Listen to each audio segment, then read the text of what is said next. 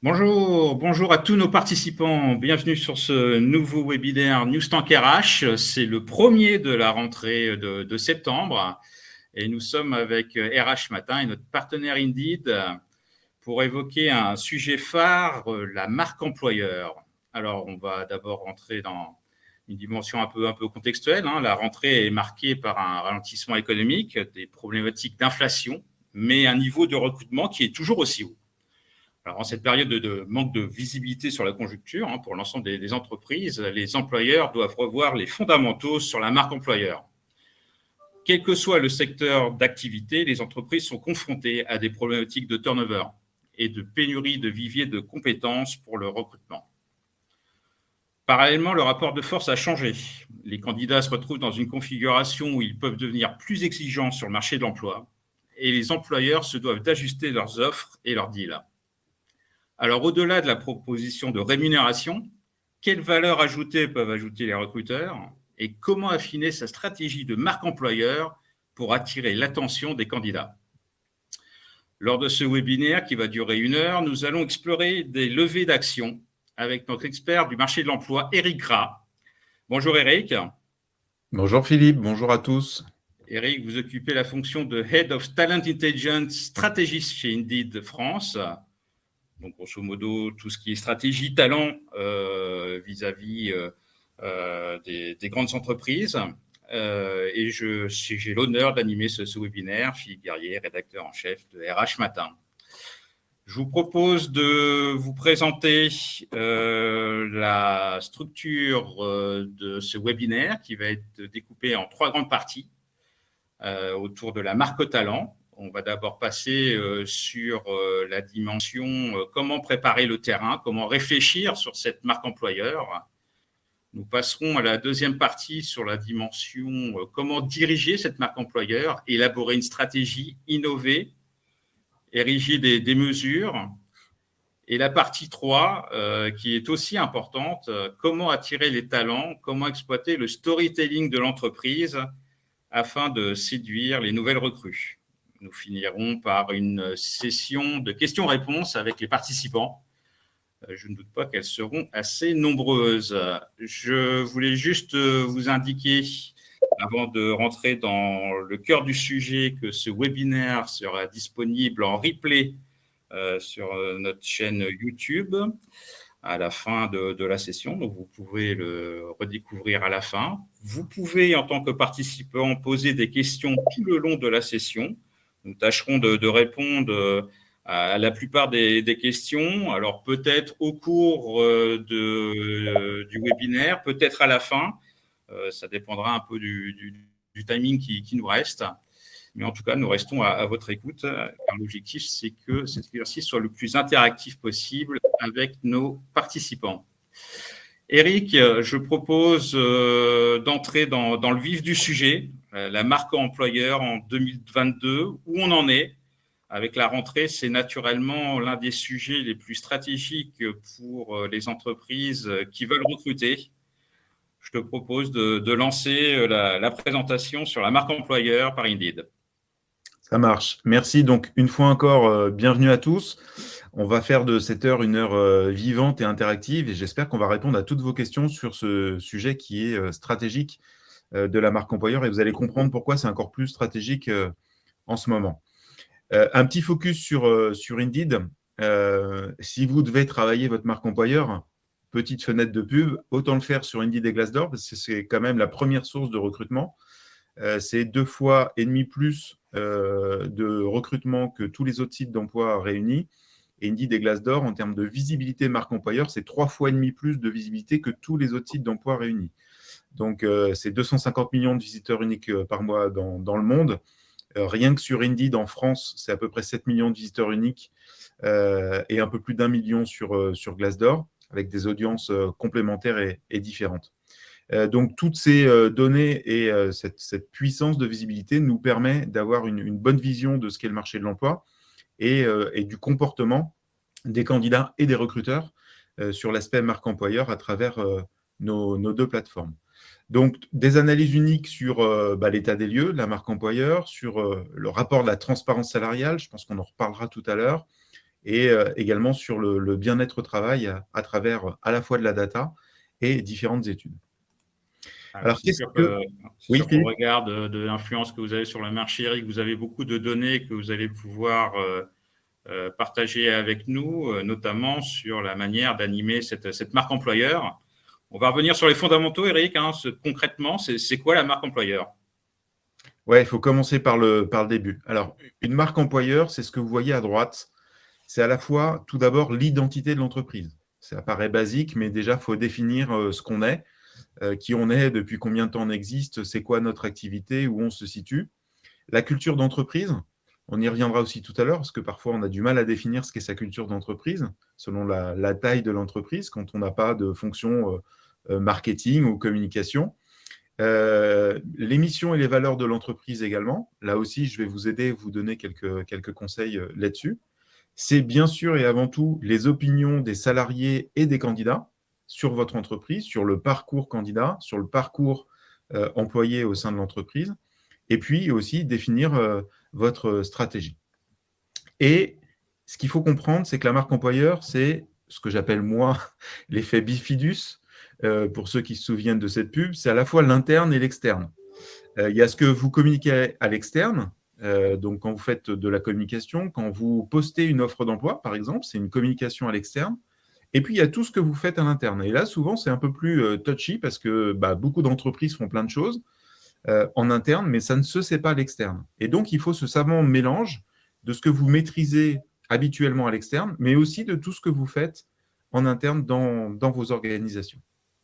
Alors, comment définir une marque employeur authentique pour votre entreprise et comment la mettre en œuvre? Je vais revenir souvent sur ce mot authentique et sur un deuxième qui est le mot sincère, qui font toute la différence. Donc, il y a 3 étapes qu'on va définir ensemble. La première, c'est réfléchir, donc préparer le terrain. Avant de se lancer tous azimuts dans une stratégie de marque employeur, il est important de savoir d'où on part, où on veut aller. La deuxième chose, c'est de la diriger, cette stratégie. Donc, c'est de l'élaborer, d'innover, de regarder aussi ce que font les concurrents sur le marché. Et les concurrents ne sont pas uniquement vos concurrents de marque, mais ça peut être aussi vos concurrents recruteurs. Et de vous fixer un certain nombre de mesures et d'indicateurs, puisque si la marque employeur n'est pas pilotée, elle ne sera pas efficace. Et c'est important aussi pour convaincre en interne d'avoir ces indicateurs. Et puis la troisième étape, c'est d'attirer les talents. Et même, je vais rajouter fidéliser les talents, parce qu'on est aussi dans une période où on parle beaucoup de grandes démissions, de turnover qui augmente. Donc, il faut à la fois attirer les bons talents, mais aussi fidéliser, retenir, capter les meilleurs talents au sein de votre entreprise. Donc, on commence par cette première étape de préparer le terrain. Pourquoi la marque employeur est-elle si importante aujourd'hui? C'est qu'aujourd'hui, j'ai l'habitude de dire qu'on a basculé d'un marché de sélection à un marché de séduction. On est aujourd'hui dans un rapport de force qui a changé. Très clairement, il y a plus d'offres d'emploi que de candidats. Sur les derniers chiffres de notre laboratoire économique, on est aujourd'hui à 54% d'offres d'emploi en plus qu'avant le Covid. Donc, on est sur une dynamique excessivement forte, malgré la récession, malgré une crise économique mondiale qui pointe le bout de son nez, malgré l'inflation.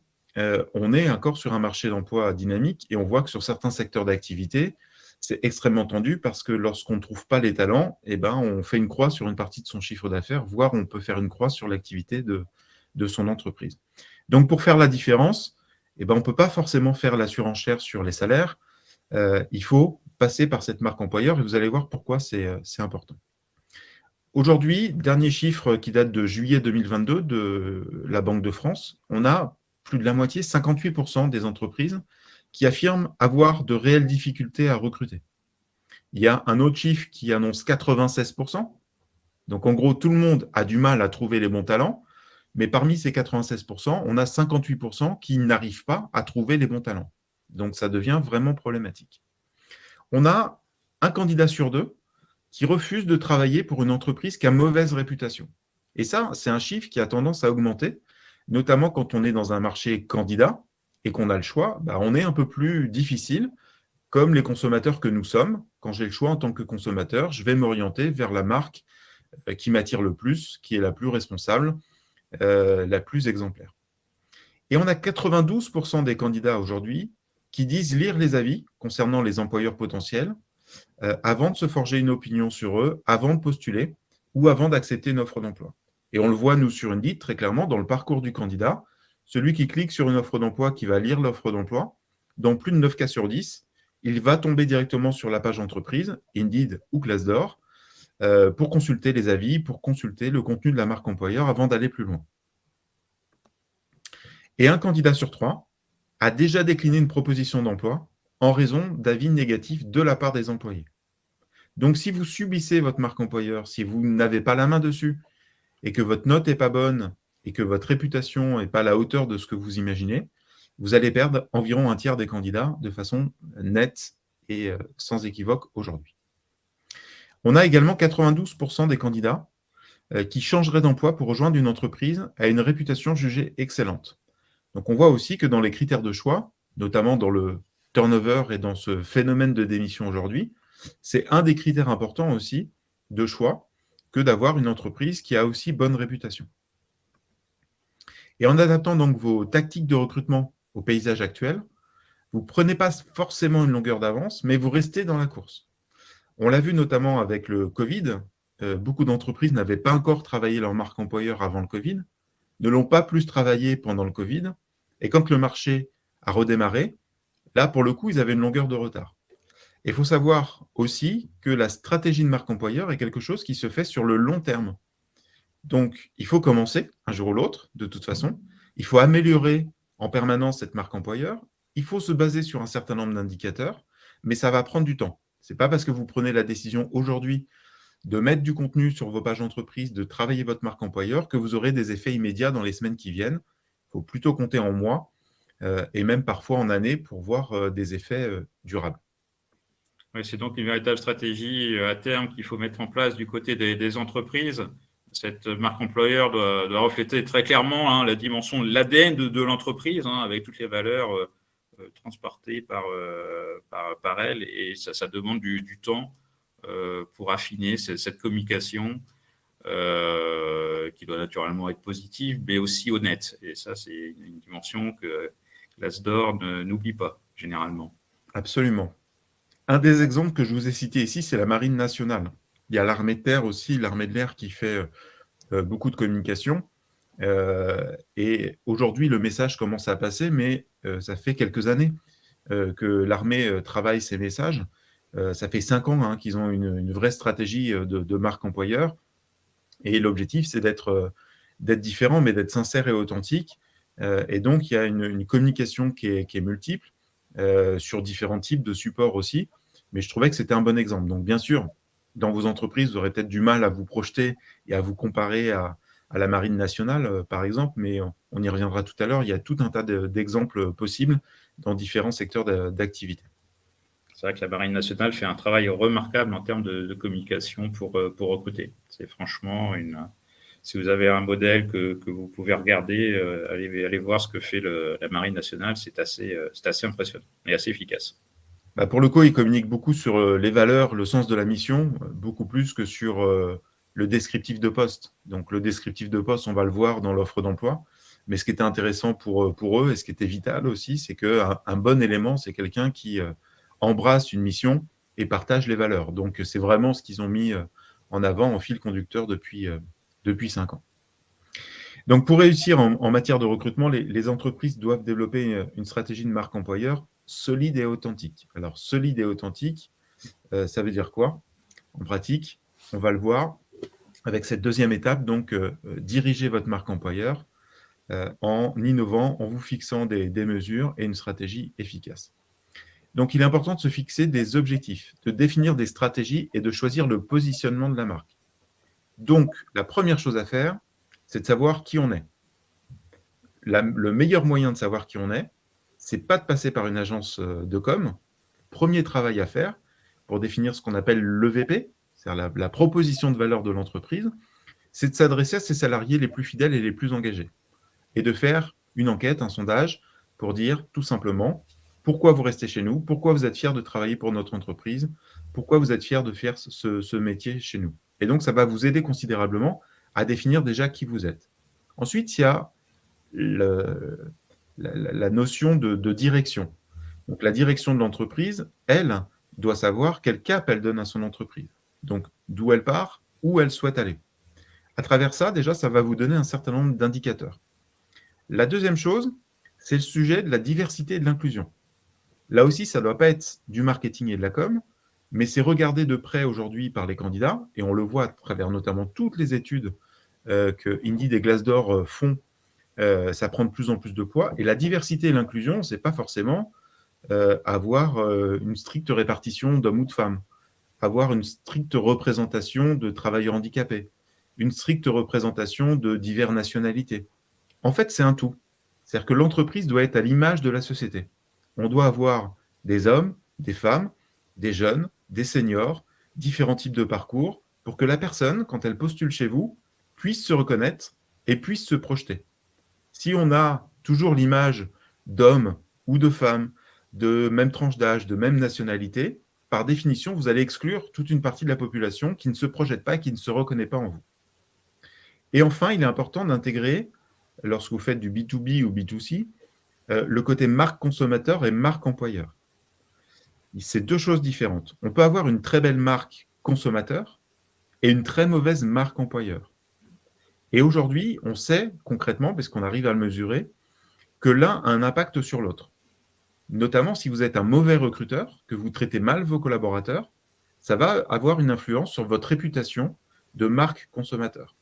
On l'a vu parfois dans la grande distribution, on l'a vu parfois dans le secteur des EHPAD, notamment, où je ne vais pas mettre mon grand-père ou ma grand-mère dans tel ou tel EHPAD parce que j'ai vu qu'ils traitaient mal leurs collaborateurs.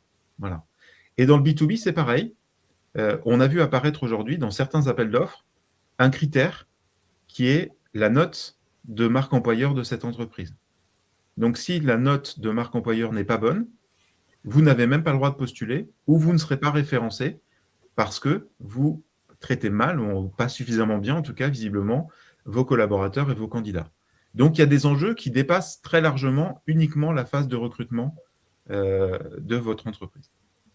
Ouais, donc, on a bien compris qu'il faut quand même faire attention dans cette dimension de marque employeur à cette dimension d'expérience collaborateur, mais aussi d'expérience recruteur. Absolument. Donc, c'est quand même un panorama, une vision 360 degrés non négligeable à prendre en compte par les entreprises. Absolument. Et donc, si vous êtes sur un secteur hyper concurrentiel, je vais prendre l'exemple des ESN, par exemple, et ben, vous êtes tous à proposer sensiblement la même chose. Donc, qu'est-ce qui va faire la différence? Eh ben, c'est le positionnement de votre marque par rapport à vos concurrents. L'objectif, ce n'est pas de dire que vous êtes les plus beaux, les meilleurs. Il y a eu des phénomènes de greenwashing, du washing de plein de choses, de diversité washing, etc. L'objectif, ce n'est pas de faire de la surcommunication. Une fois de plus, c'est d'être authentique et sincère et d'interroger notamment les collaborateurs qui vous ont rejoints. Savoir que, comme je vous l'ai dit déjà tout à l'heure, un collaborateur aujourd'hui a le choix entre plusieurs entreprises, un candidat a le choix aussi entre plusieurs employeurs potentiels. Quand il a fait le choix de vous rejoindre, n'hésitez pas à lui poser la question, pourquoi vous nous avez choisi, nous, plutôt que l'entreprise B, C, D, E ou F, okay, pour voir ce qui va vous différencier. Et donc, l'objectif, ce n'est pas de créer une différence, mais de capitaliser sur ce qui fait déjà votre différence par rapport à d'autres. Et donc, de faire une analyse de marché, c'est extrêmement important, et de le faire régulièrement pour bien déterminer quel est votre positionnement par rapport aux autres entreprises. L'objectif, ce n'est pas forcément d'attirer tout le monde, mais d'accueillir des candidats qui vous ressemblent, qui vont partager vos valeurs avec vos qualités et vos défauts. Les ESN, pour suivre ce domaine-là en particulier, il y a un énorme effort à faire en termes d'inclusion et de diversité. Donc, voilà, pensez-y dans la stratégie de marque employeur. Absolument. Alors, comment définir l'authenticité? L'authenticité, ça ne se décrète pas. Et donc, il n'y a rien de mieux que de s'appuyer sur les avis de vos collaborateurs. Et le faire de façon incitative, mais que les collaborateurs soient libres. C'est-à-dire qu'il ne faut pas leur imposer de déposer des avis, par exemple, parce que là, on va perdre en authenticité. Je dis souvent qu'il n'y a pas besoin d'énormément de moyens. Juste avec un smartphone, on peut prendre des témoignages de différents types de collaborateurs et ça sera le plus authentique et le plus sincère possible. La diversité et l'inclusion, doit faire partie de l'équation dès le début. Ce n'est pas, une fois de plus, quelque chose de marketing qu'on vient rajouter après pour faire joli. Et donc, là aussi, si vous êtes en retard, donc je vous rappelle qu'on a un partenariat avec le groupe SOS. Si vous avez besoin qu'on vous accompagne, on accompagne nos clients, on propose des diagnostics là-dessus pour savoir en gros où vous en êtes. Donc, on va vous aider à faire une espèce de cartographie de la diversité et de l'inclusion dans votre entreprise, que ce soit au niveau des process de recrutement ou au niveau de la gestion de la vie de vos collaborateurs. On peut vous aider à déterminer où vous en êtes et puis quels sont les leviers aussi à travailler. Mais ça doit faire partie de l'équation dès le début. C'est pour ça qu'on vous dit que c'est quelque chose qui ne se fait pas rapidement, qui se fait vraiment sur le moyen et sur le long terme. Et l'intégration des marques consommateurs et employeurs, je vous l'ai dit tout à l'heure, donc en quoi les expériences professionnelles font-elles partie intégrante de la marque consommateur ? Un collaborateur qui est heureux dans l'entreprise, souvent, ça a un impact sur les consommateurs, notamment quand on accueille du public. Si on n'est pas très content d'aller au travail le matin, ça se sent et ça se voit. Voilà. Donc, il y a aussi ce double impact-là. Et il est important donc d'impliquer vos collaborateurs. C'est-à-dire que la stratégie de marque employeur, elle est multifacette. Elle concerne tout le monde. Ce n'est pas le sujet des RH, ce n'est pas le sujet de la com, ce n'est pas le sujet du marketing, c'est le sujet de l'ensemble de l'entreprise et l'ensemble des fonctions dans l'entreprise. Donc pour ça, il faut des données, il faut engager la conversation et c'est quelque chose qui doit s'animer, ce qu'on appelle aussi les ambassadeurs de l'entreprise, donc créer une communauté, partager des communications autour de ces valeurs, autour de la stratégie de l'entreprise, et puis une énergie nécessaire pour le changement. Ça veut dire qu'on part d'un point A, on va aller vers un point B, emmener tout le monde vers ça, pour que tout le monde partage ce projet d'entreprise et que tout le monde puisse y contribuer, chacun à son niveau, chacun en fonction de sa maturité et de sa volonté, une fois de plus, que ça ne soit pas subi, mais que ça soit partagé. Donc, pour mobiliser les employés, au cours du processus de recrutement, quels éléments font pencher la balance ? Ce que je vous disais tout à l'heure. Quel point pourrait être amélioré pour attirer d'autres candidats ? Celui qui ne vous a pas choisi, est-ce que vous lui posez la question aussi de pourquoi il ne vous a pas choisi, pourquoi il a choisi l'autre ? Donc tout ça, c'est justement mettre en place des notions de feedback, de données, de data pour traquer. Parce que si vous subissez et si vous ne traquez pas ce genre de choses, vous n'allez pas récupérer ces informations qui sont précieuses et donc ça ne va pas vous permettre de vous aider à construire votre marque employeur et à rectifier le tir pour être différent et être meilleur. Pour mobiliser vos employés, donc, quels sont les facteurs d'épanouissement des employés ? Donc, ceux qui sont contents, et puis qu'est-ce qu'ils aimeraient avoir de plus pour être encore plus épanouis ? Quels sont les changements que vos employés aimeraient avoir au sein de l'entreprise ? Là aussi, l'objectif, c'est d'augmenter la fidélisation de vos collaborateurs, de réduire le turnover. Vous êtes bien, pourquoi ? Vous n'êtes pas bien, pourquoi ? Et si possible, c'est même une recommandation très forte, le faire de façon anonyme. Donc, c'est des enquêtes de prise de pouls régulières qu'il faut faire pour voir ce qui fonctionne, ce qui ne fonctionne pas dans votre entreprise et ce qui pourrait être amélioré. Je prends l'exemple du télétravail. Si vous partez du principe que vous avez fait une enquête il y a 1 an et demi et que le mode de télétravail que vous avez proposé aujourd'hui convient, c'est une erreur parce qu'en fait, les besoins, les attentes peuvent évoluer. Donc, il est important de mesurer ça régulièrement pour suivre les évolutions et ne pas réaliser un jour que votre taux de turnover s'envole parce que vous n'avez pas capté ces signaux faibles. Aujourd'hui, on n'a que 19%, c'est un chiffre qu'il faut vraiment retenir, des employés qui trouvent que leur expérience correspond complètement à l'image publique de l'employeur. Donc, c'est-à-dire que pour 80% des salariés, il y a une inadéquation entre ce que l'entreprise dit d'elle-même et ce qu'eux ressentent. Et ça, c'est le pire chiffre qu'il puisse y avoir. Le décalage est énorme.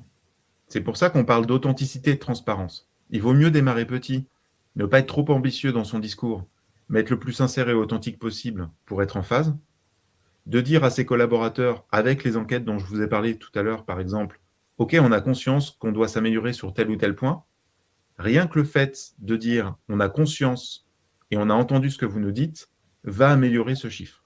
Ça ne va pas améliorer le sentiment de bien-être forcément des collaborateurs, mais en tout cas, ça va améliorer la sincérité qu'il y a entre l'employeur et les employés.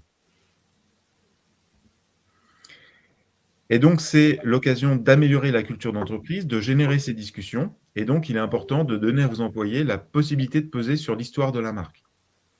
Une entreprise, c'est ses collaborateurs, c'est les hommes et les femmes qui la composent. Et donc, eux aussi, ils ont leur mot à dire. Qu'est-ce qu'on pourrait faire tous ensemble pour que l'entreprise aille mieux, soit plus performante? Et donc, ne pas hésiter à solliciter aussi l'avis des employés.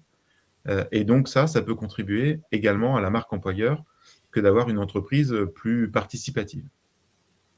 La voix des employés, elle est considérée comme 3 fois plus crédible que la communication des PDG. Et c'est ce que regardent d'ailleurs les candidats. C'est pour ça qu'ils vont autant regarder les pages entreprises et les avis aujourd'hui. Quand on va sur le site corporate d'une entreprise, toutes les entreprises, mécaniquement, font de la pub et de la communication hyper positive, hyper bienveillante. Donc, on l'entend d'une oreille quand on est candidat, mais on prend ça avec du recul et on va surtout chercher la cohérence avec les propos tenus par les collaborateurs. Et donc, je vais accorder beaucoup plus de crédit à celui qui travaille dans cette entreprise depuis 6 mois, 3 ans, 10 ans, 15 ans, qu'à la direction qui va dire on est les plus beaux, on est les meilleurs. Donc, les intérêts des clients et des employés, à qui la parole est donnée instantanément dans le monde entier par l'intermédiaire des réseaux sociaux notamment, doivent être placés au centre des décisions stratégiques de l'entreprise. Il y a quelques années, avant de parler de marque employeur, on parlait beaucoup des community managers. Quand Twitter, Facebook, etc. est arrivé, on a vu à quel point il était important de maîtriser sa communication et de maîtriser la communication avec les gens qui vous suivaient sur les réseaux. C'est toujours le cas aujourd'hui. Aujourd'hui, si on n'a pas la main là-dessus, ça peut être dramatique pour une entreprise. Je ne vais pas vous citer des exemples, mais on en a régulièrement où un bad buzz peut très vite avoir des effets pervers et négatifs, à la fois pour l'image de l'entreprise, mais aussi concrètement pour son chiffre d'affaires. Et donc, qui dit perte de chiffre d'affaires, dit derrière difficultés économiques, éventuellement licenciement, etc., etc. Donc, votre image, elle est vraiment vitale à l'intérieur de votre entreprise et à l'extérieur de votre entreprise, à la fois pour attirer, fidéliser les talents et pour faire du business. Un exemple très connu, LVMH, qui travaille depuis longtemps sa marque, mais qui travaille depuis pas si longtemps sa marque employeur. Donc, eux ont pris conscience aussi qu'il y avait une différence entre la marque très forte. L'Oréal est un très bon exemple aussi. L'Oréal ou LVMH ou Total, enfin des grandes entreprises comme ça, partaient du principe qu'elles étaient suffisamment connues et avaient une bonne image de marque pour ne pas avoir à travailler de marque employeur. Aujourd'hui, elles se rendent compte que pour tout un tas de métiers, il est important aussi de fidéliser, de retenir les talents et que même si on s'appelle LVMH, par exemple, ou L'Oréal, ou Total, ou autre, on a des difficultés à attirer certains talents. Donc, il est important de recouper les histoires des employés avec la mission et les produits de l'entreprise, pour montrer qu'il y a un lien et qu'on participe tous au même projet, de mettre en valeur la position des employés au cœur de l'avenir du luxe, donc en quoi les employés contribuent à l'avenir de l'entreprise. On voit souvent des histoires très concrètes pour expliquer que tel ou tel produit est fabriqué en France avec des artisans, qu'ils ont repris des entreprises au bord de la faillite, mais qui avaient un savoir-faire. Voilà, tout un tas d'histoires comme ça qui ont des impacts forts, et donc de témoigner de ces valeurs clés pour qu'il y ait une cohérence entre l'image, la vie des collaborateurs et la stratégie de l'entreprise. Donc, ils ont mis en place des vidéos, donc je vous invite à aller voir les pages entreprises sur Indeed et Glassdoor d'LVMH, avec des illustrations dynamiques et diffusion sur différentes plateformes, parce qu'il faut savoir aussi où est l'audience, et donc il faut parfois adapter le format en fonction du support et de l'audience. Merci Eric. Avant de passer à l'étape 3, je voulais juste revenir sur quelques questions qui sont arrivées sur l'espace chat avant qu'on passe sur d'autres sujets. Il y a notamment une précision qui est demandée sur ce que tu as appelé tout à l'heure une note de marque employeur. De quoi s'agit-il exactement, Eric? Alors, la note de marque employeur, si vous allez sur votre page entreprise sur Indeed ou Glassdoor, vous allez voir une note qui apparaît, donc avec un nombre d'étoiles qui va de 1 à 5. Donc, ce qui est important, c'est que selon les secteurs d'activité, la moyenne ne sera pas la même. C'est-à-dire que dans certains secteurs d'activité, on sait que les métiers sont plus pénibles et plus difficiles. Et donc, si vous avez une note de 3,2, par exemple, vous allez dire que c'est quand même très moyen. alors que la moyenne, elle est peut-être à 3. Donc, si vous avez 3,2, il faut se comparer aussi au secteur. Donc, c'est important. Là aussi, on peut vous donner des statistiques. Si vous êtes client d'Indeed, vous avez accès à tout un tas de tableaux de bord. Et nous, on pourra vous comparer à vos concurrents, sans les nommer, mais vous allez nous lister, par exemple, vos 5 principaux concurrents, et on vous dira où vous vous situez par rapport à ces concurrents-là. Et donc, on va pouvoir décortiquer cette note. Donc, c'est une note globale qui est laissée, donc les avis par des candidats, des collaborateurs ou des ex-collaborateurs de l'entreprise. Et cette note, elle est divisée en 5 thèmes. Donc, en fait, quand on dépose une note sur Indeed ou sur Glassdoor, on va à la fois noter la direction de l'entreprise, le management, on va noter les perspectives d'évolution en termes de formation, les conditions de travail, voilà. Enfin, il y a l'équilibre vie pro, vie perso. Donc, la note, elle est divisée ensuite en plein de sous-thèmes qui vont vous permettre justement de vous comparer. Et vis-à-vis de l'expérience que vous avez avec Indeed et Glassdoor, est-ce qu'on peut considérer que finalement les collaborateurs n'ont pas tendance à donner leur avis quand ils sont insatisfaits en premier lieu? Alors, d'où l'intérêt, c'est une très bonne question, de prendre la main sur la marque employeur et d'inciter les gens à déposer des avis. Je vous cite un exemple très concret. TripAdvisor a mené une étude, ils en mènent régulièrement au niveau mondial aujourd'hui pour savoir quelle était la perception des hôtels et des restaurants par rapport à leurs notes. 97% disent la note correspond à ce qu'on est réellement. Mais quand vous démarrez dessus, si vous n'incitez pas vos clients, et vous le voyez des fois quand vous êtes passé dans un hôtel ou un restaurant, voilà, ça s'est bien passé, n'hésitez pas à laisser un avis. Ouais, Juste de suggérer ça fait que ça va permettre un rééquilibrage. Si en effet vous n'incitez pas, souvent le poids des avis négatifs est plus important parce que vous n'avez pas incité les gens qui sont contents à déposer un avis. Et donc la recommandation, c'est par exemple quand vous avez accueilli un alternant, un stagiaire, c'est pas facile de trouver une alternance ou un stage, de dire bah voilà, n'hésite pas à laisser un avis sur Indeed ou sur Glassdoor, c'est important pour nous. À la fin d'une période d'essai, une fois que vous confirmez un collaborateur, c'est aussi le bon moment. Quand vous avez mis en place un programme de formation, à la suite d'un entretien individuel, etc. Enfin, il y a plein d'opportunités pour inciter les gens à déposer un avis. Un avis sur les entreprises, sur les établissements de restauration, sur les hôtels, mais aussi sur les collaborateurs. Typiquement à Rome cet été, je suis tombé sur un serveur qui voulait absolument que je laisse un message sur une plateforme de recommandation pour ses propres talents, ce qui allait lui permettre de vanter ses qualités dans sa recherche d'emploi ultérieure. C'était assez intéressant. La culture du feedback, elle existe de plus en plus. C'était très anglo-saxon au début. Aujourd'hui, c'est vraiment recherché par tout le monde. Et donc, oui, c'est important quand quelqu'un est content, juste qu'on vous dise j'étais content, j'étais satisfait.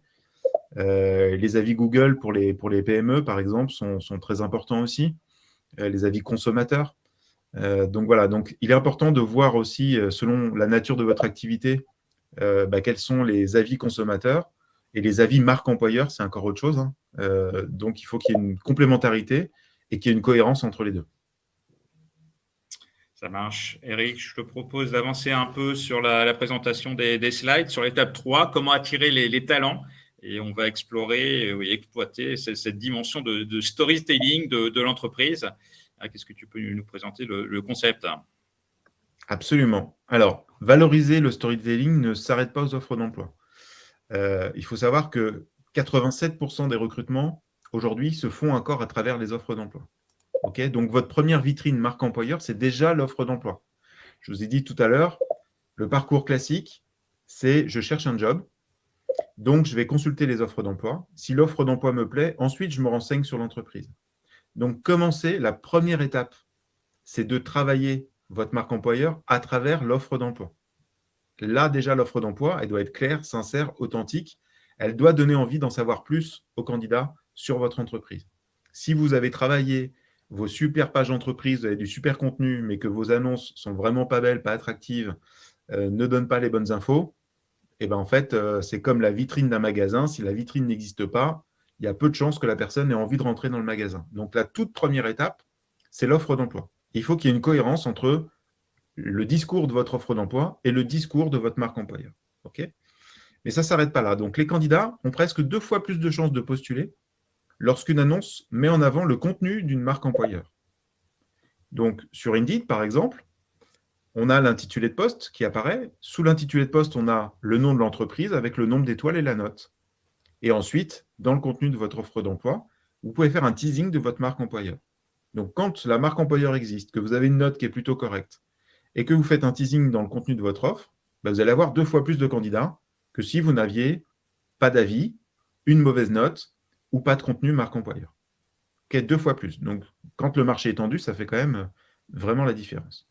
Je reprends l'exemple de la Marine nationale avec quelques exemples de storytelling. Donc, on peut mettre des liens aussi dans l'offre d'emploi vidéo pour décrire l'offre d'emploi en format vidéo. Ça peut bien marcher. On peut faire un teasing aussi. On peut faire des liens sur Twitter pour amener vers l'offre d'emploi, puis vers la marque employeur.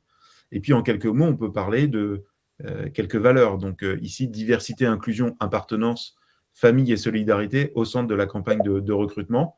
On va retrouver toutes ces thématiques-là qui rebondissent sur ce que je vous ai dit tout à l'heure. Donc, une marque employeur, là, pour le coup, qui est moderne, sur des métiers historiques, pas forcément attractifs, et extrêmement basée sur l'humain et sur des valeurs.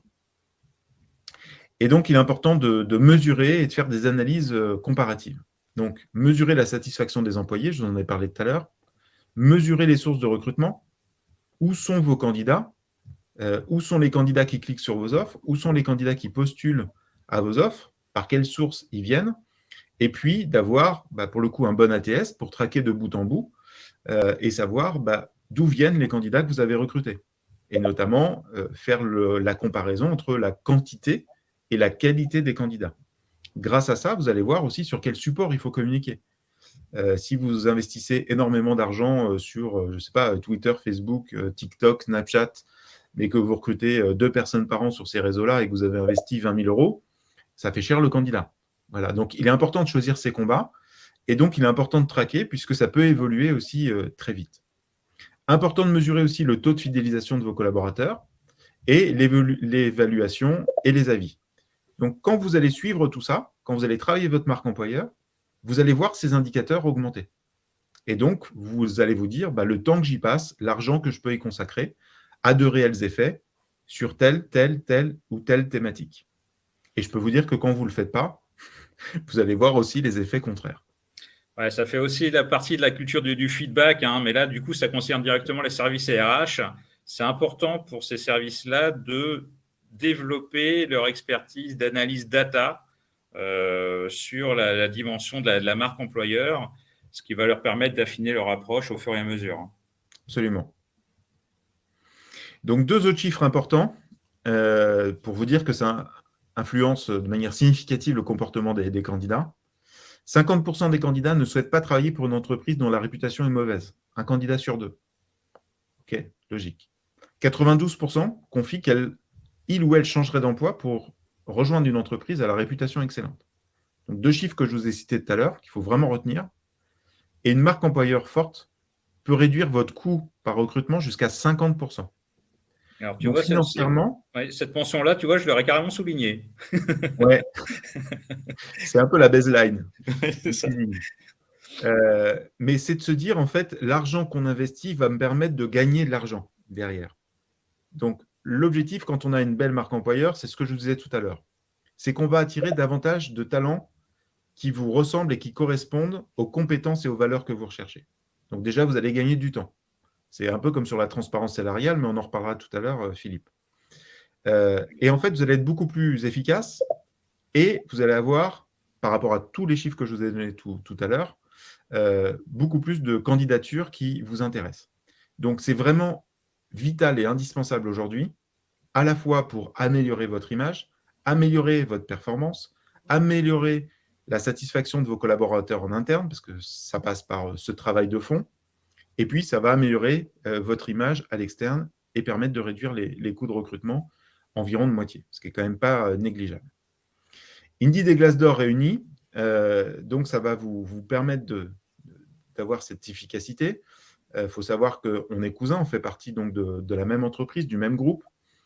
Et lorsque vous avez un contact commercial chez Indeed, vous allez pouvoir, à travers un seul interlocuteur, gérer votre stratégie sur les 2 plateformes. Donc ça, c'est important aussi pour vous en termes de gain de temps. 2 plateformes, un hub employeur, donc qui va vous permettre de pousser les contenus directement sur les 2 plateformes. Et quand on travaille sa marque employeur sur les 2 plateformes, on enregistre en moyenne une augmentation de 27% du nombre de clics sur les offres d'emploi, donc ce qui n'est quand même pas négligeable. Et en moyenne, les employeurs qui ont opté pour le hub marque employeur, donc qui permet de gérer les contenus sur ces 2 plateformes, vous avez une augmentation de 34% du nombre de candidatures. On précise candidature commencée parce qu'on n'a pas toujours les chiffres avec les ATS jusqu'à la fin, mais en tout cas, il a cliqué sur postuler de début de candidature. Donc, c'est des chiffres qui sont vraiment importants et vérifiables qu'on pourra regarder ensemble. Donc, vous aurez un tableau de bord, ce que je disais tout à l'heure, pour Indeed, pour Glassdoor, avec tout un tas de statistiques qui va vous permettre de voir les courbes, là où vous êtes bon, là où vous êtes moins bon, vous comparer avec la concurrence et de se dire que peut-être il faut faire un focus plus important sur telle ou telle thématique parce que c'est là où vous êtes distancé par vos concurrents.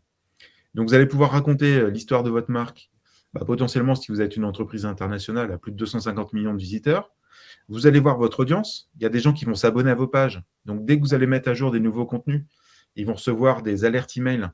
Donc, ça permet de créer aussi une communauté avec un public de candidats potentiels, de développer de façon unique votre image de marque employeur et de votre marque tout court, et donc d'accéder à plein d'informations clés, notamment de statistiques sur la diversité, l'inclusion, etc. Donc, les composantes de la marque employeur, vous l'avez bien compris, les 3 étapes.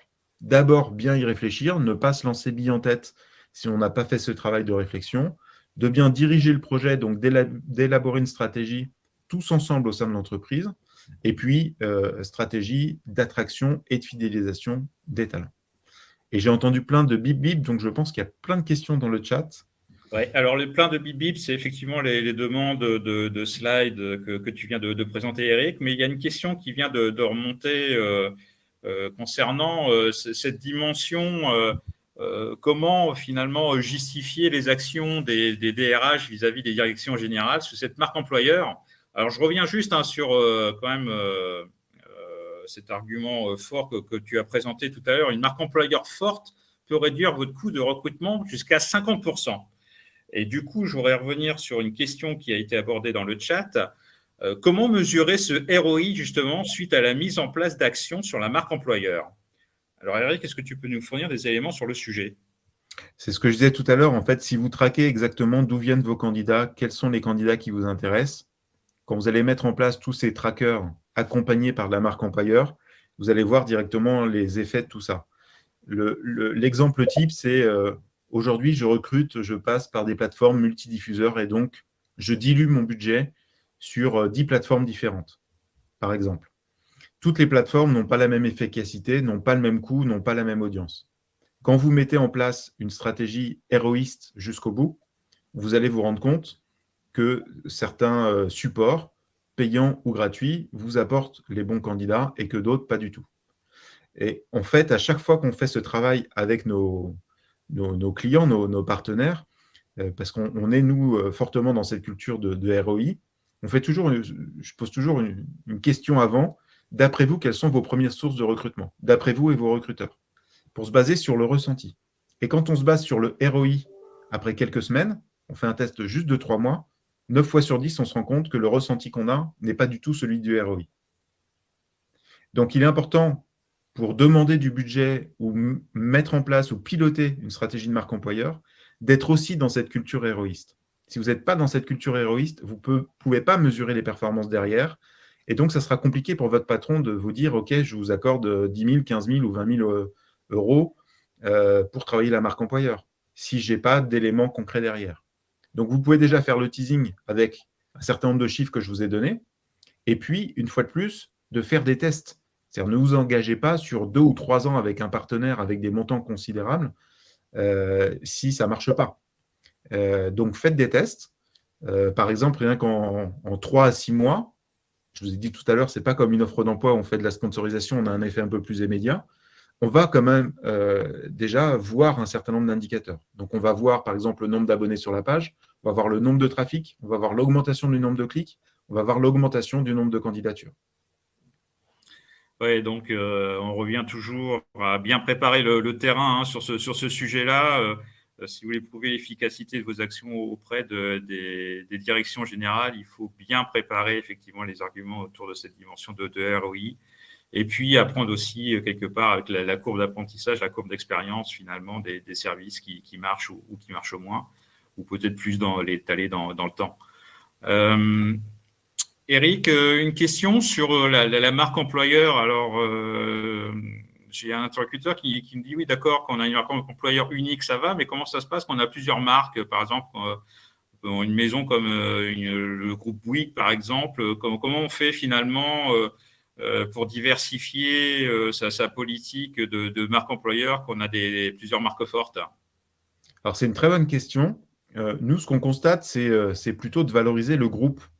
Parce que ce que recherchent aujourd'hui les candidats ou les collaborateurs, quand on est un groupe, justement, c'est de pouvoir évoluer au sein du groupe. Donc, il y a plusieurs entités. Et donc, c'est important, notamment l'exemple du groupe Bouygues, qui a énormément de filiales, qui ne s'appellent pas forcément toutes de la même façon, même si on retrouve les codes couleurs, de se dire, je suis rentré par telle porte, par telle filiale, mais potentiellement, j'ai plein d'opportunités après au sein de ce groupe. Donc, la marque employeur, c'est de dire aussi ce qui compose un groupe.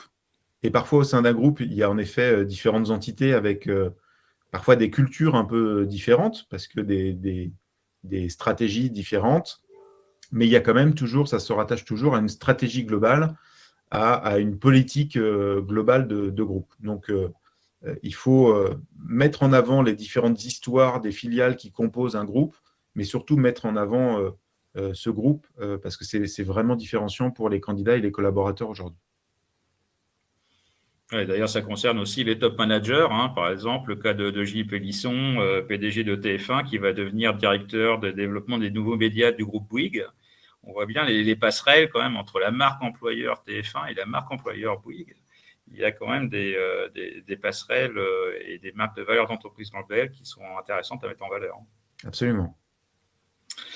Eric, je propose, il nous reste une dizaine de minutes sur lesquelles on peut faire le point pour étendre le débat au-delà de la marque employeur.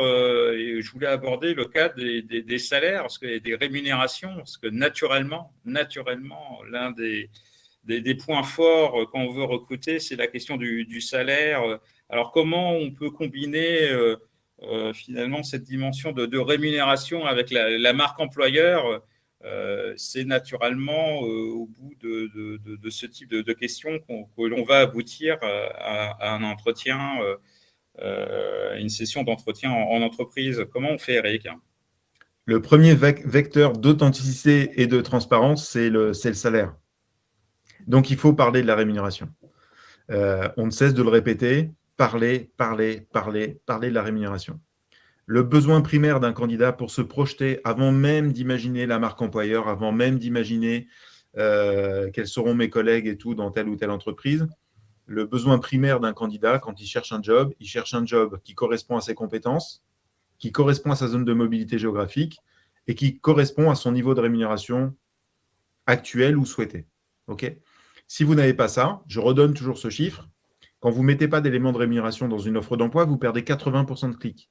80% de candidats qui ne cliqueront même pas sur l'offre d'emploi, donc qui ne vont même pas la lire, donc qui ne pourront jamais aller consulter votre marque employeur.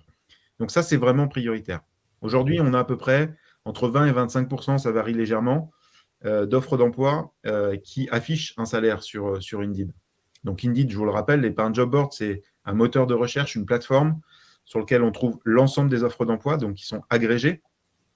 Et donc, on va reprendre toutes ces offres. Donc, certains affichent la rémunération, certains ne le font pas. On est en train de proposer, d'inciter fortement les entreprises à le faire. Il faut savoir que le candidat, quand il arrive sur la page d'accueil d'Indeed, il tombe par défaut sur la page d'accueil où on va chercher un job. Ensuite, il y a un deuxième onglet où il peut voir les pages entreprises. Donc, soit il le fait à travers l'offre d'emploi qui le dirige, soit il peut taper le nom d'une entreprise dans ce deuxième onglet. Et le troisième onglet, c'est salaire. Donc, les candidats ont besoin de se projeter. Et pour se projeter, en fait, ils vont chercher l'info. Donc, ils vont chercher l'info soit dans cet onglet salaire, où on va reprendre l'ensemble des offres qui affichaient le salaire. On va faire un estimatif aussi de ce qu'on constate, donc par métier, par zone géographique. Il faut savoir que sur vos pages entreprises, ceux qui laissent un avis vont dire quel type de fonction ils ont occupé et peuvent dire à quel niveau de rémunération. Et donc, c'est du déclaratif. Et le problème du déclaratif, c'est que si vous avez, je ne sais pas, 3 personnes qui ont laissé un avis sur un métier de responsable commercial et que l'estimatif ne correspond pas, et c'est rarement le cas d'ailleurs, à ce que vous proposez, il peut être surestimé ou sous-estimé, ça crée une mauvaise projection. Donc, pour gagner du temps et de l'efficacité, là aussi, pour avoir des candidats qui postulent en connaissance de cause, soyez transparents sur les salaires, au moins affichez une fourchette, pas une fourche, hein, une fourchette raisonnable, parce que de toute façon, vous serez amené à parler de salaire à un moment donné avec les candidats, donc vous allez lui faire perdre du temps et perdre du temps vous-même si vous n'en parlez pas dès le début et que ce que vous proposez ne correspond pas à ses attentes.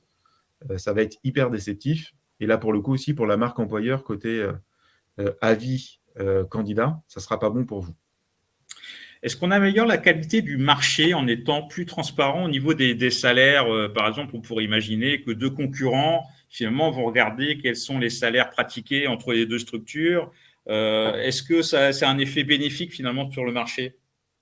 Alors, on voit que celui qui est transparent par rapport à un concurrent qui ne l'est pas, oui, c'est un effet très bénéfique.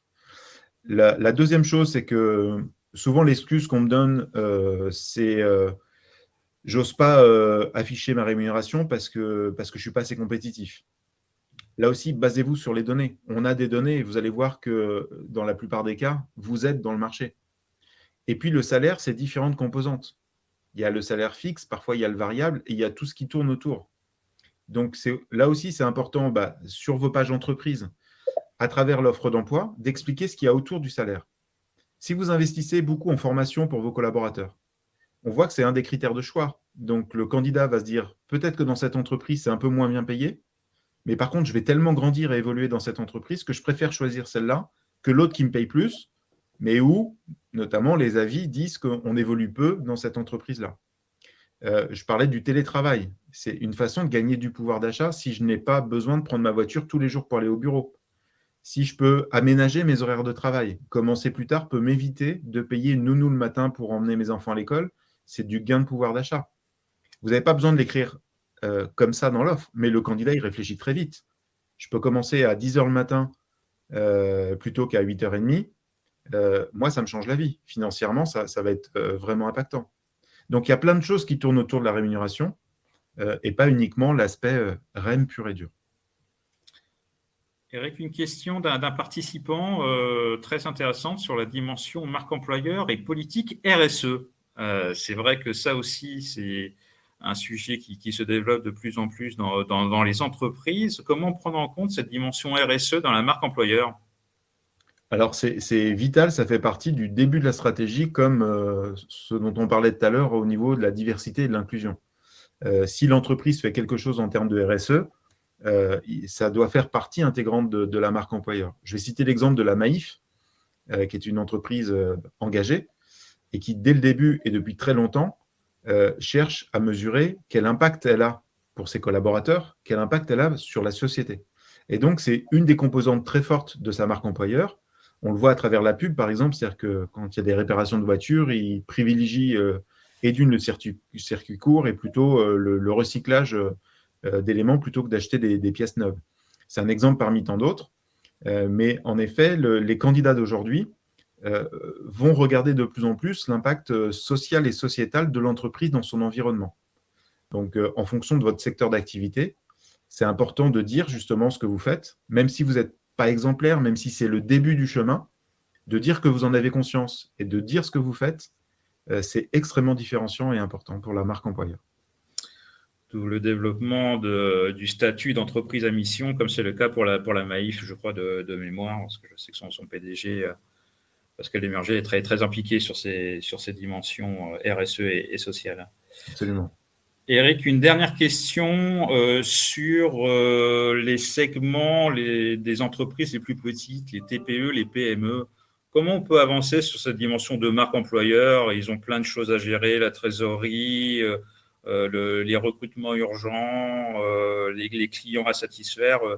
Comment ils peuvent avancer, eux, de leur côté, sur la dimension marque employeur, en sachant qu'ils ne disposent pas forcément d'un service RH?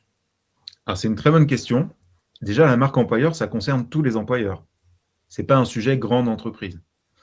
Et même dans les grandes entreprises, pour les accompagner, je peux vous dire que parfois, ce n'est pas facile de trouver le temps et les ressources. OK ? Si on le fait dans le temps et qu'on a établi la stratégie claire dont j'ai parlé tout à l'heure, ça ne prend pas beaucoup de temps. Et souvent, il y a déjà des choses qui sont faites. Il suffit juste de le mettre au bon endroit, de bien le marketer, entre guillemets, et de le communiquer. L'effet bifidus dont je parlais tout à l'heure. Il y a plein de choses que vous faites à l'interne que vous ne communiquez pas à l'externe.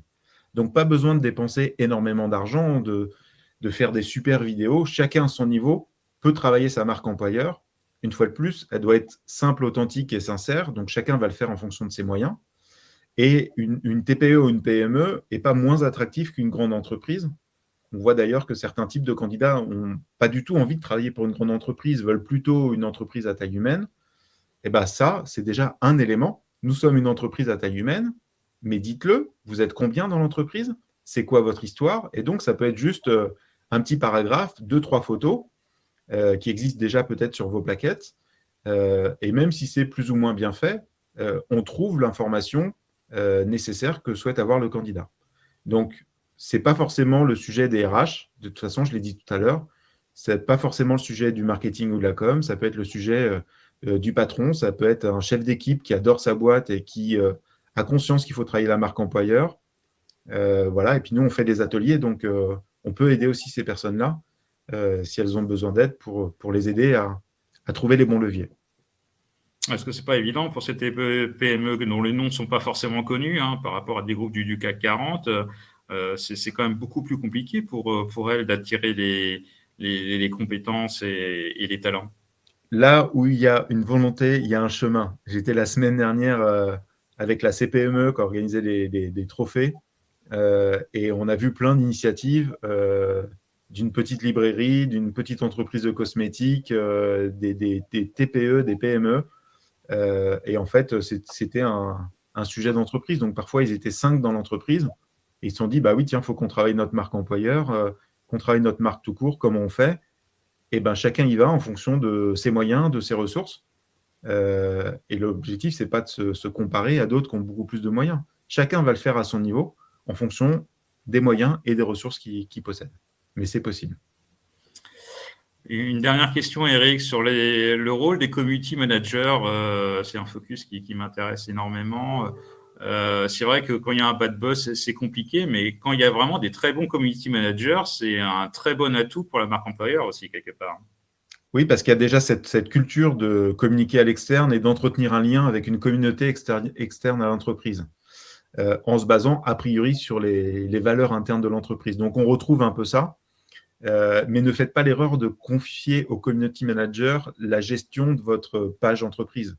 La marque employeur, une fois de plus, c'est un sujet qui englobe tous les collaborateurs de l'entreprise. Ce n'est pas qu'un sujet de com. Mais en tout cas, ça peut être un bon levier, si vous avez déjà un community manager, de le challenger là-dessus pour qu'il puisse contribuer à améliorer votre visibilité. Très bien, Eric. Merci beaucoup pour l'ensemble de ces éléments. Il nous reste encore 2 minutes de webinaire, donc je vais en profiter pour rappeler quand même les principales composantes de la marque employeur que tu as développée de ton côté. L'étape numéro 1, bien réfléchir, bien préparer le terrain. Étape numéro 2, bien diriger, élaborer une stratégie, innover, fixer des mesures. Et étape numéro 3, attirer les talents, exploiter le storytelling de l'entreprise. Cette dimension, naturellement, de storytelling est à prendre avec précaution, en sachant qu'il faut que ces histoires que l'on raconte de l'entreprise soient naturellement le plus authentiques et le plus honnêtes possible et qu'elles reflètent vraiment la véritable histoire de l'entreprise. Eric, merci beaucoup pour ce webinaire. Merci pour cette heure. Je sais que il y a eu beaucoup de demandes de slides sur la partie chat et sur un sujet qui visiblement mobilise les entreprises. Je vous rappelle que ce webinaire sera disponible en replay très prochainement sur nos supports.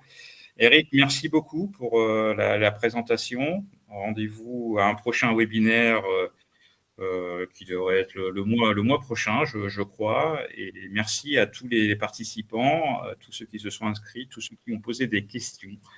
La session webinaire va se terminer et naturellement, on vous enverra les slides de tous ceux qui l'ont demandé dans l'espace chat. Eric, merci beaucoup. À très bientôt. Merci beaucoup. Merci à tous. Merci Bon à courage tous. et Au bonne revoir. journée. À bientôt. Au revoir.